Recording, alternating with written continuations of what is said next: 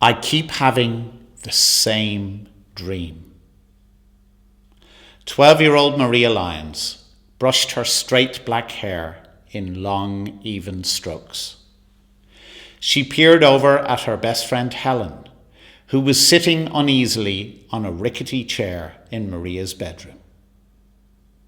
Standing beside my wardrobe every night is a dead person. Eyes and mouth sealed shut, their hands reaching out towards me.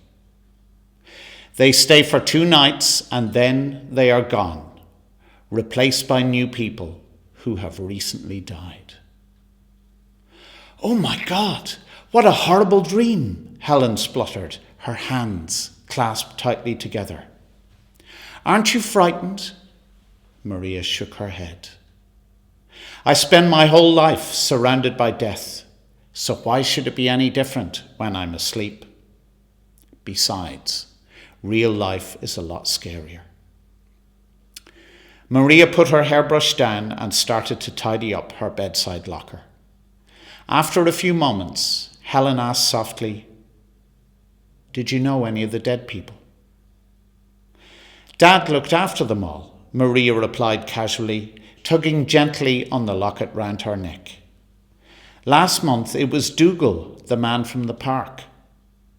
Dougal had drunk so much alcohol, Dad said he didn't need any for the embalming.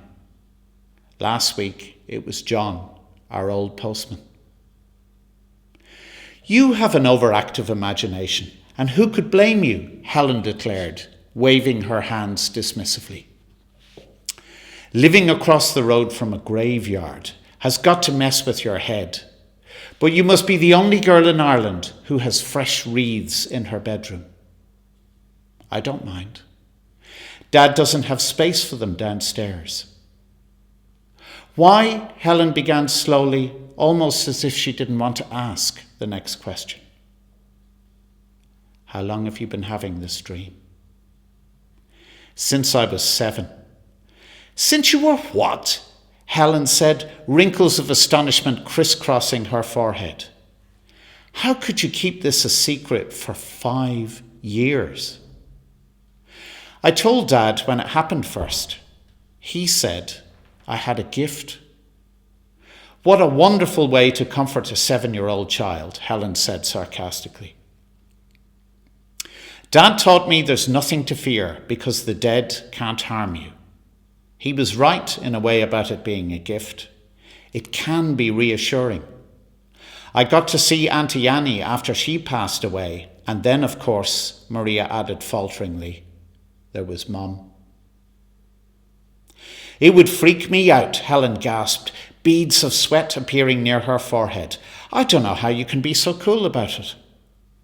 "I've got used to it by now," Maria replied, looking down at her hard hands with her soft blue eyes.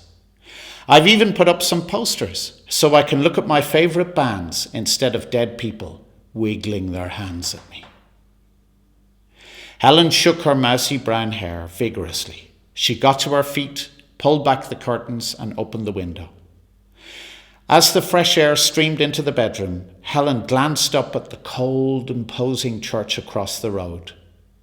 The sun was going down, and in the graveyard beside the church, Maria's father was busy digging. "Your dad's nearly finished Paul Brown's grave."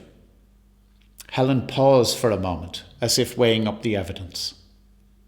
"Are you saying Paul Brown will be standing by your wardrobe in his smelly wellies tonight?"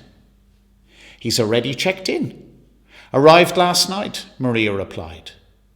Helen shook her head. "It's just a dream though, isn't it?" Helen insisted. Maria said nothing. So Helen tried a different approach. "So if the dream doesn't bother you, why are you telling me about it at all?" Maria leaned forward excitedly. Last night was different. Paul Brown was standing in exactly the same spot as they normally do, but this time his eyes were open.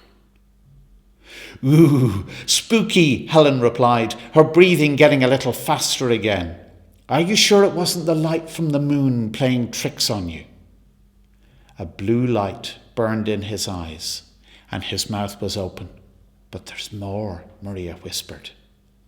He spoke to me. What did he say? Just 2 words. Maria spoke in a deep, gravelly voice. Help.